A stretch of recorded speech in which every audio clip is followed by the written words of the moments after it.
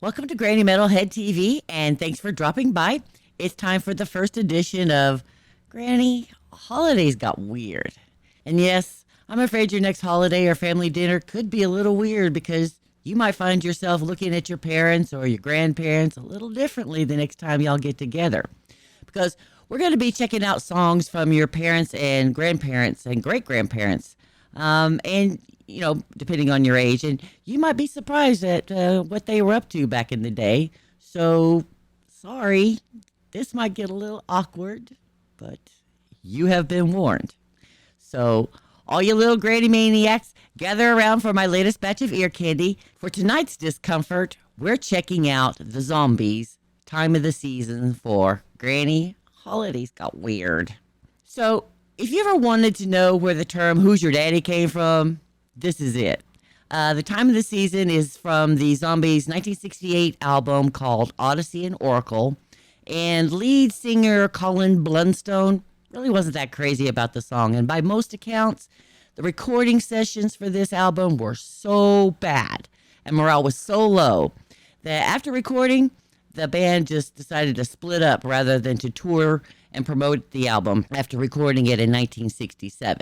And that might be part of the reason why this song had to be released twice, because the first time it flopped in the US, but it became a hit here a year after the band broke up.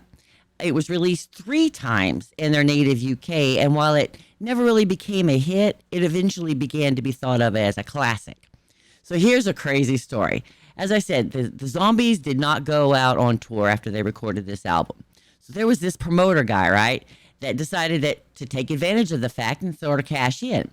So he got these two bands together and he told them that he had the rights to the zombie songs and that he wanted them to tour as the Zombies. And so one of them was in Michigan and the other one was in Texas. And they started playing gigs and calling themselves the Zombies.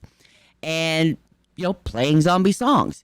And, you could get away with that back in the day to a certain extent because, there was no internet. There was no MTV. Not a whole lot of people had televisions. And so you might never know what an artist or a band looked like unless you either saw them live or in a magazine or, on a TV if you had one. Because, again, even in 1968, not everybody had one. The other thing is not all the bands appeared on TV.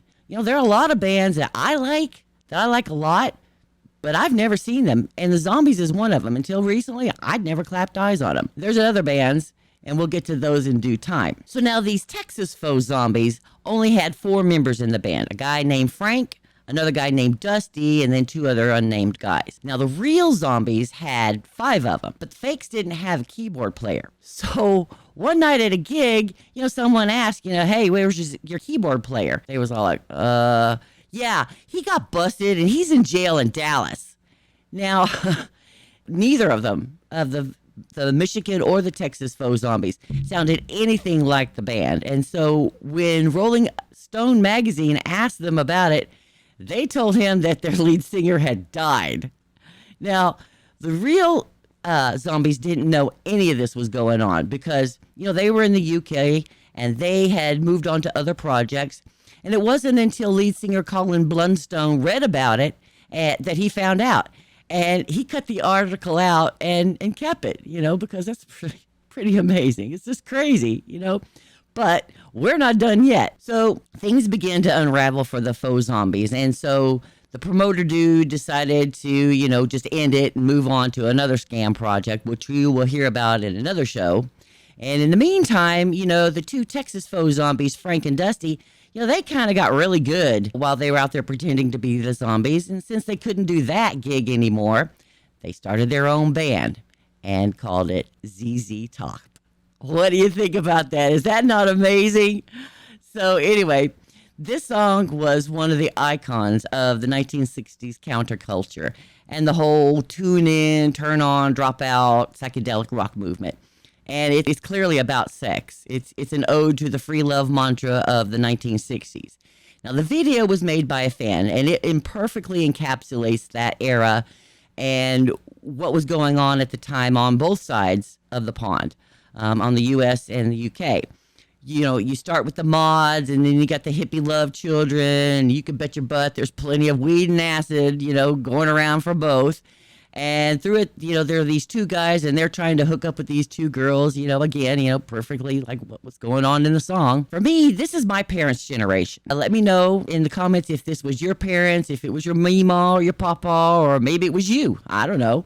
All right, guys, feel it. Don't fight it.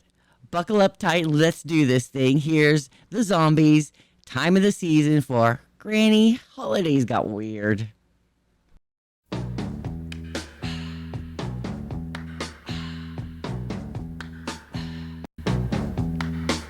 It's the time of the season when love runs high. In this time, give it to me easy,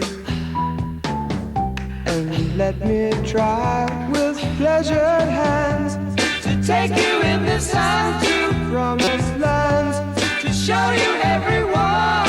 It's the time of the season for loving.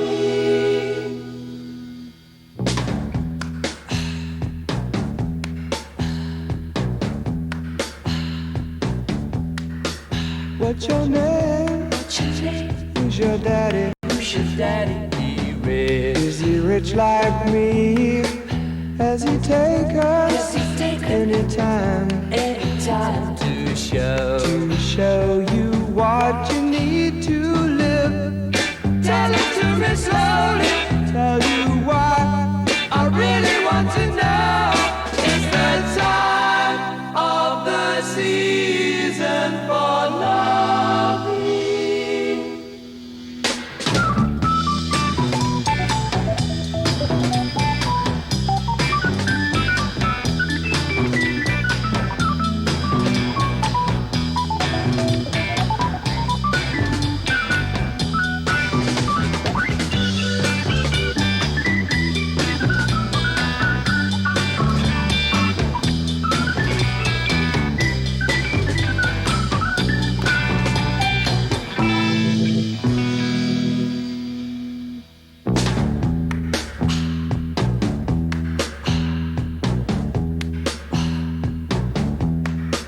What's your name?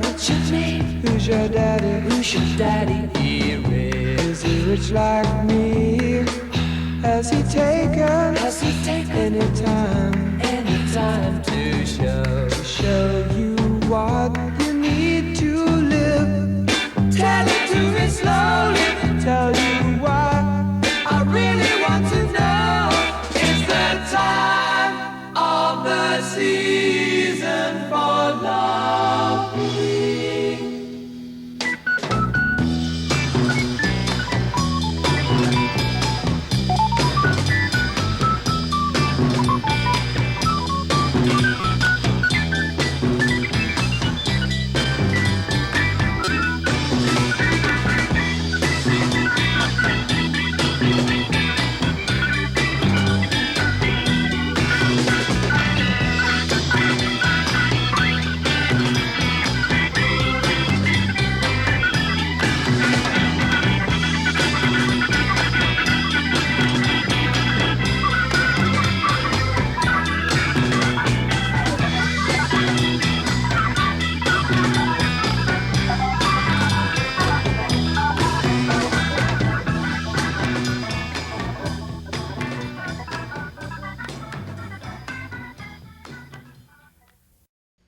Now that's what I grew up listening to, and not an auto tune in sight. And man, if you are blown away by that, dig the wax out of your ears and grow a tongue so you'll have some taste, because that stuff was fire.